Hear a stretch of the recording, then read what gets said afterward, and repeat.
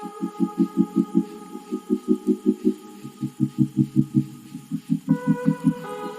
guys, and welcome to Zvachitangani, and my name is Kumbudzo Mudzirwana Walitogo. Maungadzindebe ndidukaduka la rachibvumo ndiwa ramkanda ndiye ni lidogo ndiyo ndinofinda uyachava chamarowa ndira chinoficholowa na mupiri wa gondo vasalaho vako matanda vachizhamba vedzura nezvamaramaro wawa hamusina ndeve mutumbu wasala wodzura yone namana inobva chiwisa ufichowisa pandu na muruwi ndiri Welcome to Zvachitangani, your YouTube channel about everything and anything there is to know about Vhavenda people. In this channel, we will be looking at everything about Vhavenda people, the documented and the undocumented, the told and the untold, the most known and the least known stories about Vhavenda people. So today, we focus on the history of Vhavenda people. So Vhavenda people are actually a Bantu tribe that is located in northeast part of South Africa today, which borders with Zimbabwe.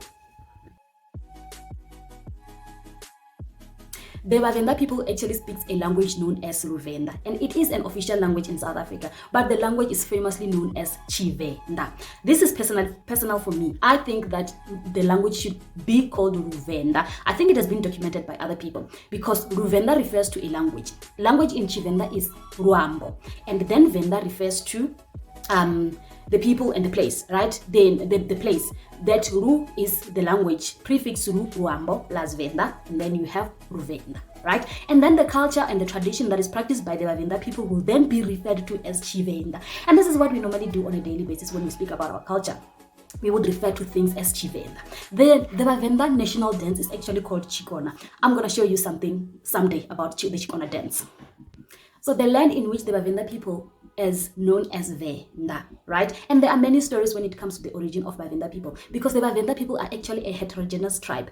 They are descendants of many clans, such as Varemba, Vasenzi, Varembetu, Vatavatsindi, Vangona, and the different types of clans with different histories. So that is why the history of Vhavenda people is very complicated. And then now the big question is, where does the name Venda come from? There are many stories about the name Venda. According to Mr. Rakadani, the name Venda actually comes from Verelandara, which simply translates to corn for hunger. And this dates back to the kingdom of Mapungubwe. According to Mr. Rakadani, people multiplied in numbers in the kingdom of Mapungubwe, and they could not survive by hunting alone. And they started experimenting on corn, on plants. And this led to the discovery of corn. Of course, there's many stories when it comes to corn in Southern Africa or in Africa in general, and the fact that corn was not our thing.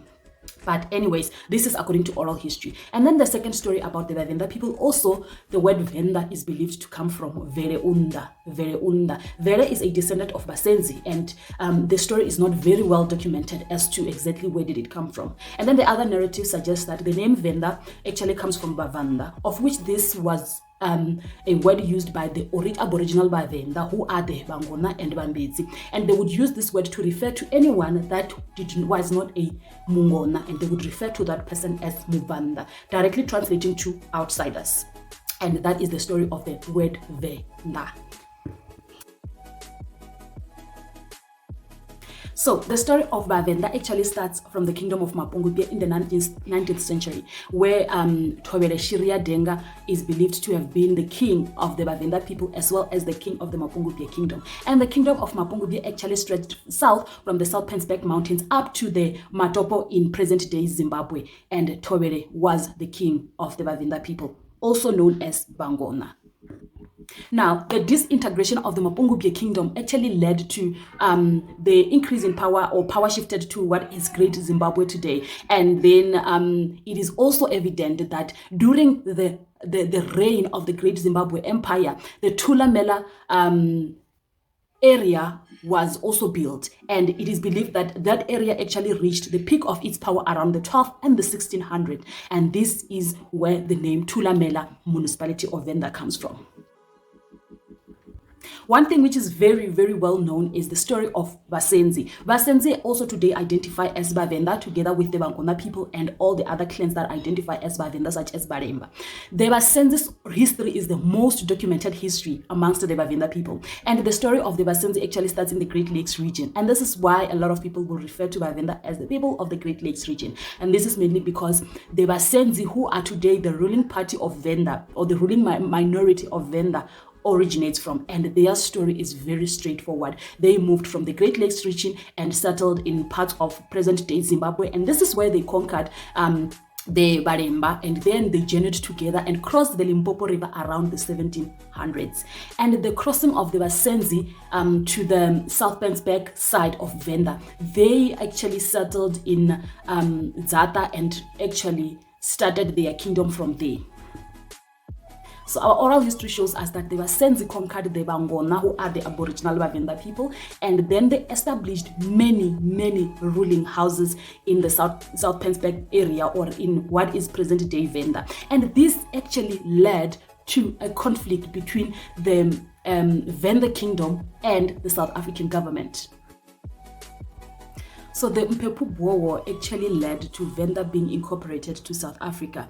And the Boer War, the Mpephu Boer War, actually ended around the 1890s. In 1962, the South African government actually developed a homeland for the Tshivenda speakers, and then the Vhavenda people were then under that homeland known as Venda. And in 1973, Venda actually received its partial independence with Patrick Mpephu as the